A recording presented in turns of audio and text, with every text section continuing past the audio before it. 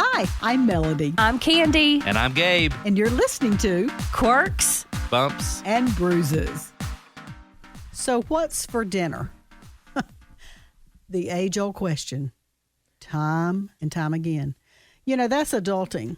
And it's hard. You have to figure out every night for the rest of your life what's for dinner, and then you die. That is so depressing. after you pay your taxes on it. Honestly, like I know there are so many more things that we can complain about, and I'm not trying to be petty, but if I could change one thing in my life about all of that, it would be dinner.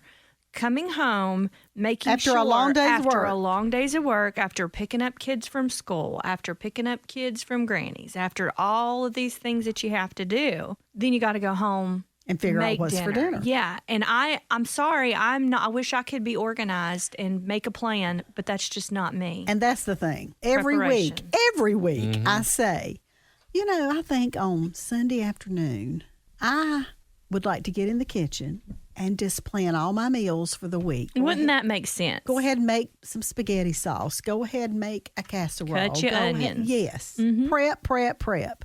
No, I'm in that recliner. I am in that recliner. But the Lord says to rest on the Sabbath, so I don't do it. Right? That's why you didn't do it. So I'm just for the fun of it. Candi, last night, what did you fix for dinner when you got home? Because you had a very long day. Now yes. But I did plan this one accidentally because I knew I'm not going to be home till late. We got all this going on. So I made a taco bake. I don't know if you've ever had it. Do tell. I love tacos. They're wonderful, but buying individual like tortillas and having to get ingredients to go in them, and then you have to stuff them, and then you have to have too much to do. So a taco bake, you basically like put it in a pie pan, and then you just layer meat, cheese on top of it, and you just keep going, and then you bake it. And it takes, honestly, browning your meat, all that, it takes probably 30 minutes. And that's with the time baked in the oven. So that's cheese and onions and... You can put whatever you want on it, which is great. The directions on the box when you buy it in the store, the taco kit, says a specific way to do it. But I love cheese, and my family, we just eat a lot of cheese. And so I will take the layers, and I'll put the meat that it says mixed in with the seasoning packet. I will put that on one tortilla, and then I will cover it with cheese, like shredded cheese. The box doesn't tell you that, but it's so much better if you do it that way. Put another tortilla, just keep repeating the layers until you run out of tortillas. And then you can top it with jalapenos, So tomatoes, basically inside lettuce. you're just doing hamburger and cheese. The hamburger meat does have the taco seasoning in it. So, yeah, and then it comes with a pack of cheese that you can put on the very top of it. It's got like a little bit of a kick to it. But, I mean, it's so easy, and you can personalize it to whatever you want. My mother-in-law makes it, and she does it by the book. You know, whatever the recipe box says, and I don't do that. Well, the cool thing is when you get your slice out, then you can put guac Your own or toppings. peppers, sour cream, yeah.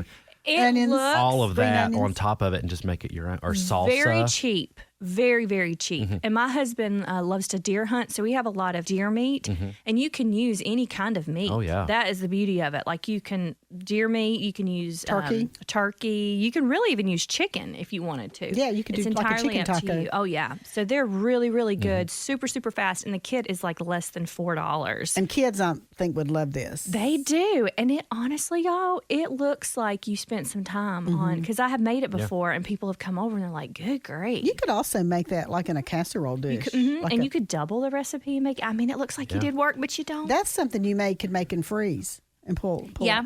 So, do you do a side dish with it? Typically, my family loves that so much that they'll just eat that and eat so much of it that we don't have leftovers or that we don't need a side.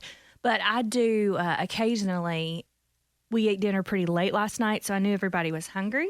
So I made a box, again, a kit. I think it's Old El Paso brand that makes the taco kit. Well, they make rice side dishes that can go with Mexican food. And this was like a cheesy Mexican rice. And I just added butter to it. And You don't have any leftovers, do you? Not a bit. No, honey. No.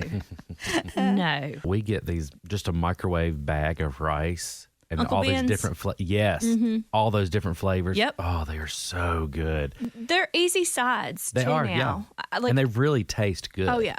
I don't know how much sodium they have in them. Oh, Probably don't want to know, Oh, but they 2,000 or taste 3,000 great. milligrams, enough for 4 Per weeks. serving. But they're great. They are. And you pay for, convenience of Oh, yeah. that. You're not going to really get the most health. I would love for my family to eat healthier than we do, but By the got time a you've worked chef? all day and you get home, it's like, what is the easiest? I'm just thankful to have food to put in their tummies. Yes. Yeah. No matter what it is. Well, I had the weirdest thing happen to me. I have never stuffed a pita bread with anything. And these are really big right now. Like you'll find a lot of places that sell different, like pita pockets, and they're Yeah. open. You can stuff anything in them. Well, Gabe has one for breakfast that's stuffed with egg and cheese, like a piece of pita Yeah. bread. And you said they're really good. They are. So They're really good. I think that's what made me think about pitas. I thought I've never tried that. So I said, I'm going to do that. And I'm going to make a cheeseburger pita. So I took hamburger and I cut up chopped garlic and onions and fix that with the burger. Amen, honey. And then I sauteed in another pan green peppers, red peppers, yellow peppers in a pan. I wanted to do some mushrooms too, but I didn't have any. It's almost like a Philly cheesesteak pita. And so all this was going so well. And then cheese is in there. You got to put the cheese in there. So I take the piece of pita. Now I bought pita bread. It says pita pocket bread, but it is in one big large circle. And then you cut it in two, And then stuff it. It opens up. Yeah. This pita would not open. Really? It would not. I tried and I'm like, is there a way to open pita bread? You that bought I don't know about? dysfunctional pita bread? It was dysfunctional. Yeah, because really you should just, like you said, cut it down the middle. Yeah, and once you it'll cut open. it down the middle, you could just take your hand and kind of pop it open. It's and a pocket. it would not pocket. The person not at the pause it pita still? factory had one job to do. I and know. they failed. They one failed. job. So I thought, you know what? Where there's a will, there's a way. That's what Brian Free says. Yes, Yeah. he does say that when there's a will, there's a way. And so I thought, well, you know what I'm going to do? I'd I'm love going to to lay this whole piece of pita, because there were like 6 pitas in that package, which would have made 12 pockets, but they wouldn't open. And so I put the whole piece of pita on a plate. And then I did kind of like you said with your taco thing. I just layered it. So when it was finished, it almost looked like a pizza. Whoa. Was that not smart? Were they good? I don't it's have the many same great thing. ideas. It's the same exact Delicious. thing. It was Wow. delicious. It was so Well, look good. at you. Way to improvise. And then I made roasted potatoes to go with it as a side. See, Of course you did. That's what gets me. Is like I'm trying my best to make Hamburger Helper look like nice stuff. 5 courses. Y'all, roasted potatoes. I buy the potatoes that are in a bag that you could stick them in the microwave if you wanted to and steam them in the bag. If y'all don't know about those, you need to. I do. I just opened those up, put them in a bowl with olive oil, salt, and pepper, and put them in the oven for 30 minutes. But that, like the whole pita pocket thing, the trouble, like you just said you cooked 3 different kinds of peppers with it. There are some things that I always keep in my refrigerator. Peppers are one of them because first of all, I like to cut those and just eat them like a snack. I love peppers. Like sweet peppers. Yes, I many love sweet peppers. are great. And so there are certain things that I always keep, and that's one of them is peppers. Tell me the second one. I always have garlic and onions. Always, always, always. Fresh garlic? Yes. And shaved Parmesan. Yeah, I honestly, I do always have some Parmesan cheese because You know, Candy, the basics. Right. Just the basics. it is the basics, y'all. And you can buy not shrimp basic. now in a bag that's already cooked, peeled, and deveined for a reasonable price. And so you could put shrimp in anything. You can put it in a pasta salad. You could put it in those pita pockets. And shrimp is very multifunctional. It is. You can saute it, Yes. butterfly it, Fry it. fry it, boil deep it. fry it. Thank you, Forrest. That was Bubba. Bubba. All right, so taco bake for Candy, pita pocket Philly cheesesteaks at my house. So Gabe, what did you have for dinner last night? I actually have no clue what it's called. We are doing right now, we had a coupon promo code for one of those services that deliver all the ingredients and you just cook it. Oh, okay. Oh, yeah. There's a few we of did those. that for a while. I think we're on our last week of that. And that has actually been wonderful because it's taken the planning out. Now, here's how it happens at my house typically. I love to cook. I would cook every meal all day. I would like to have gone to culinary school. I love to cook. My wife doesn't mind cooking, but she would much rather plan a meal. So it works really great because I despise planning a meal. I hate both of those. I hate planning a meal. If it was up to me, I would have 7 meals. No, I'd have 5 meals because we'd eat out 2 nights a week. I'd have 5 go-to meals. Like every Monday, we'd have hot dogs. Every Tuesday, we'd have nachos. Every Wednesday, we'd have burgers. And that would be my creative abilities. Nothing beyond that because I would not plan. So she can plan the meal, all that, and she just tells me what we're having, and then I cook it. Wow. So it works out really good because the 3 of us all have to be at work at 6 a.m. So we get off work typically a lot earlier in the day. Yeah. So for me, if I get off work at 2 o'clock, pick my son up from preschool at 3, we go home and I'm home for a few hours before my wife gets home from work. So it works out really good. I typically cook, have it at least started, if not completed, by the time she gets home. And then we kind of have our evening together. So we did one of our meals for that last night, and she helped we did it together. It was some chicken Asian soy glaze with Fancy. shredded carrots over rice. It was wonderful. It was good? Oh, it was great. Everything we've gotten from them, just the flavor is so good. And yes, I love it. So typically that's what we do is she plans it. And she'll text me throughout the day or the night before, and she'll say, hey, I laid this and this out.